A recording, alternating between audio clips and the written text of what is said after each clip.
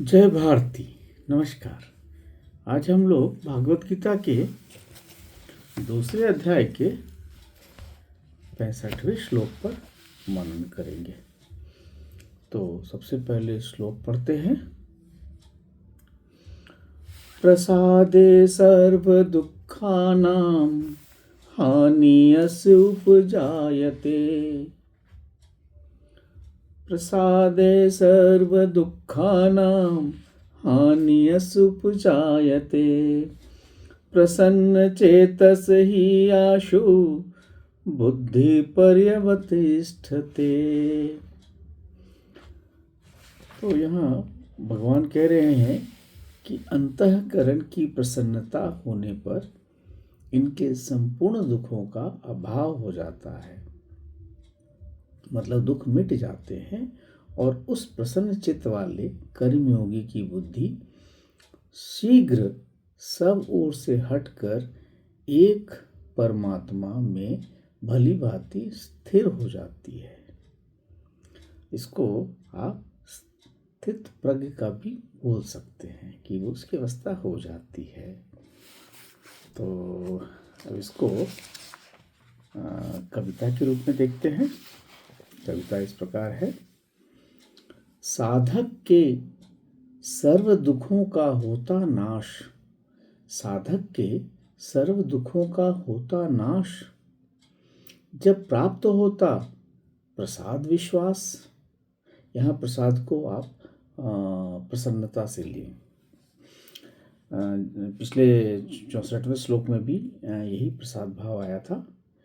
तो साधक के सर्व दुखों का होता नाश, जब प्राप्त होता प्रसाद विश्वास। प्रसन्न चित्त योगी की वृत्तियां होती समाप्त, प्रसन्न चित्त योगी की वृत्तियां होती समाप्त। शीघ्र बुद्धि दैवीय पूर्ण स्थिरता सुवास। तो इसको अब इस तरह से समझेंगे कि जो यहाँ पे जो आप कह सकते हैं कि जिस मनुष्य को यह प्रसाद यानी शांति प्राप्त हो जाती है, प्रसन्नता और शांति प्राप्त हो जाती है, उसके समस्त दुख नष्ट हो जाते हैं, मिट जाते हैं और उसके प्रसन्न चित्त की जो बुद्धि है शीघ्र ही पूर्ण रूप से स्थिर हो जाती है। तो यहाँ पे ऐसा ही बताया गया है। यहाँ प्रसाद का मतलब आप दूसरे तरीके से समझ सकते हैं कि यह जो इनर क्लैरिटी है आ जाती है, तो वह आदमी प्रसन्न होता है और शांति मिलती है उसे।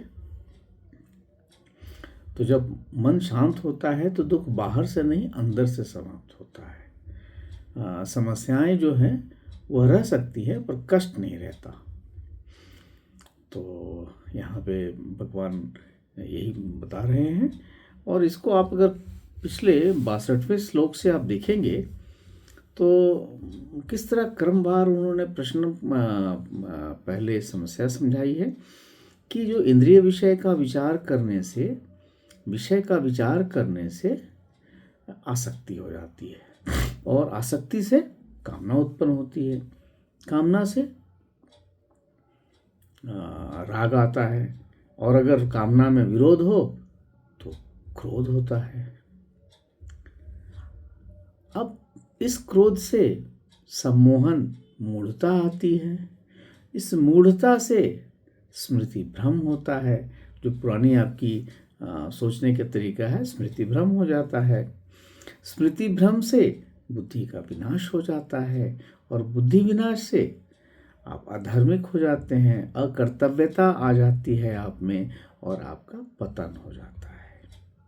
अब 64वें फिर उन्होंने क्या समझाया है कि राग द्वेष से आपका विराग हो, राग द्वेष से अगर आप मुक्त हो जाएं और इंद्रियों को भोगते रहें, मतलब इंद्रिय विषय में आप रहें पर उनके राग और द्वेष से विमुक्त हो जाए। मतलब पहले जो अधपतन हुआ वो समस्या थी उसके बाद समाधान। अब समाधान जो है 64वें से बता रहे हैं कि अगर जो विषय हैं, विषय के बीच में आप भ्रमण करें, परंतु उसका न तो चिंतन करें और न ही राग द्वेष करें, तो उसको अनासक्त रूप से आप उसमें रह सकते हैं मन को। और उसके बाद क्या होगा कि जब इस असंग युक्त रहेंगे या अनासक्त युक्त रहेंगे, तो आपको जो भगवत कृपा से जो प्रसाद है, जो प्रसन्नता है, जो शांति है, उसके साथ आप मिल जाते हैं। मतलब आप शांत हो जाता है आपका अंतःकरण। तो पहले समस्या, फिर समाधान। अब जो फिर आगे बता रहे हैं कि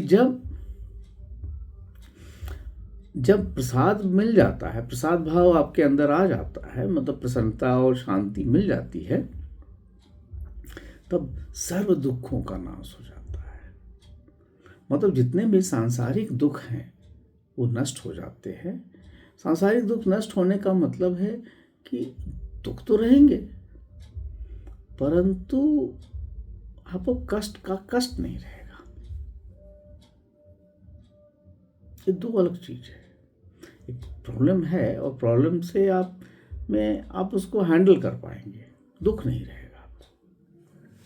और जब प्रसाद मिल जाता है, मतलब प्रसन्नचित्त योगी जो है प्रसन्न हो जाता है, तो ये प्रसन्नचित्त योगी की वृत्तियां जो है, उसकी जो वृत्तियां थी, जो विषय वृत्तियां या जो भी, वो पूर्ण रूप से समाप्त हो जाती हैं और शीघ्र दैवीय बुद्धि मिलती है उसे, और वह पूर्ण स्थिर हो जाता है। आप इसको मतलब स्थिर प्रज्ञ भी कह सकते हैं। जो पहले के अर्जुन के प्रश्न थे, उनका उत्तर मिलता है कि वो कैसे बोलता है, कैसे चलता है, कैसे देखता है, समस्याएं क्या हैं। देखिए कितना सुंदर से भगवान बता रहे हैं। इसको आगे भी देखते हैं कि जिसका मन प्रसन्न है, हल्का है और कोई उस पर बोझ नहीं है, ऐसा मनुष्य की स्थिति जो है, वो बुद्धि जो है स्थिर हो जाती है। अब बुद्धि जो है वो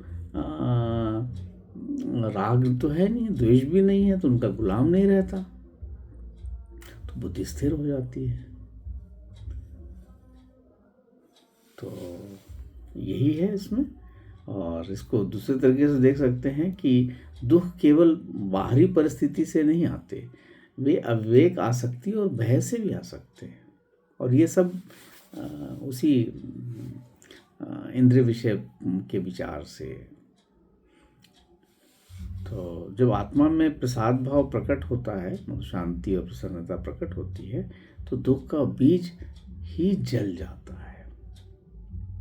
मतलब बीज उगने का चांस ही खत्म हो जाता है। जो बीजी दुख का बीज ही जल जाएगा तो समाप्त हो जाएगा। और ऐसे योगी की बुद्धि डगमगाती नहीं है, वह आत्मा में टिक जाती है। संकट आने पर भी वो अपने निर्णय में भ्रमित नहीं होती, क्योंकि ना तो क्रोध है, न तो मतलब न आपको न विषय चिंतन है, न आसक्ति है, न कामना है, न क्रोध है, न क्रोध के बाद न मूढ़ता है, न स्मृति भ्रम है, न ही बुद्धि विनाश है, न ही अधर्म है, न ही अधपतन है, मतलब पतन है। और इसका कैसे उपाय है? सिर्फ इस विचार, इस इंद्रिय विषय का या इस विषय का आप वही काम करें, परंतु राग द्वेष नहीं रखें और चिंतन नहीं करें, और उसको अनासक्त रूप से जैसा जो व्यवहार में आ रहा है आप करें। बस इसी से आपको मन को इसी तरह वश में रखें, मतलब अनासक्त भाव से, और आपका प्रसाद भाव, ईश्वर की भगवत कृपा से प्रसाद भाव मिल जाएगा। और प्रसाद भाव मिलने से सर्व दुखों का नाश हो जाएगा, मतलब सारे कष्टों का, मतलब दुख का नाश होगा, मतलब सहने की आपको जो टॉलरेंस है ना वो बढ़ जाएगी।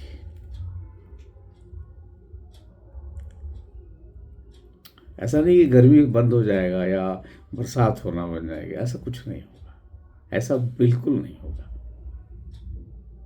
पर आपकी जो चिढ़ थे ना, राग द्वेष हो रहा था कुछ चीज़ से, वो बंद हो जाएगा। ठीक है, जो परिस्थिति है सब ठीक है, आप हमेशा सदैव अपना कार्य करते रहेंगे और जो भी आपको प्रसाद मिल रहा है वो सही है। तो यही है। उसके बाद आपकी जो प्रसन्न चीज़ है, उसकी पुरानी जो वृत्तियां हैं वो धीरे धीरे समाप्त हो जाएंगी और बुद्धि जो है वो दैवी अवस्था की आ जाएगी और आदमी जो योगी है वो पूर्ण स्थिर हो जाएगा। तो यहीं पर भगवान इसको पूरी सीरीज है, आप देखिए कितना सुंदर से उन्होंने समझाया है।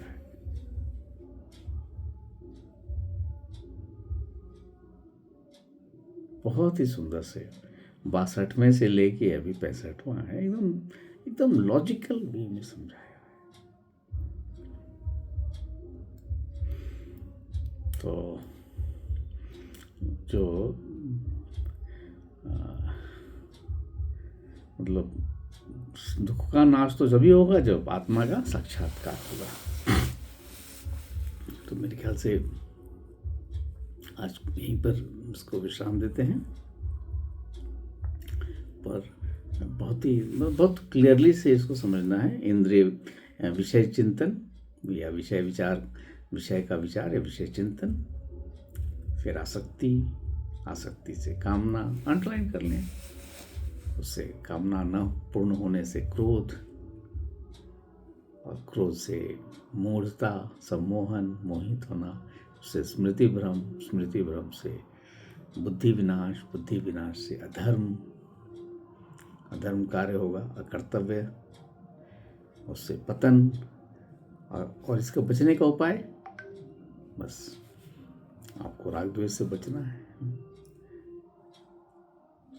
विषय भ्रमण में आपको राग द्वेष से बचना है।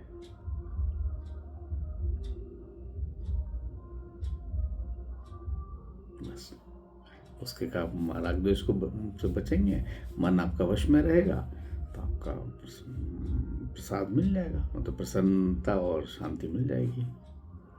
और जब शांति मिल जाएगी तो फिर आपका सब दुख से नाश हो जाएगा। नाश मतलब यहाँ पे सिर्फ उसको सहने की क्षमता आ जाएगी। बाहरी चीज़ों में कोई बदलाव नहीं होगा, सूरज वैसे ही निकलेगा,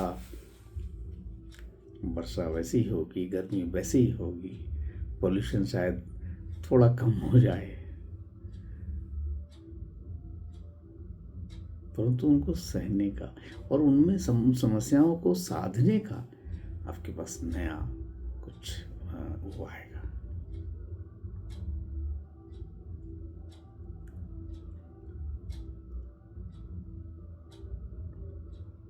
यही बता रहे हैं और इसी से पूर्ण स्थिर हो जाता है।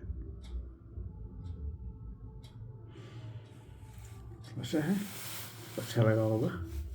नमस्कार, जय भारती।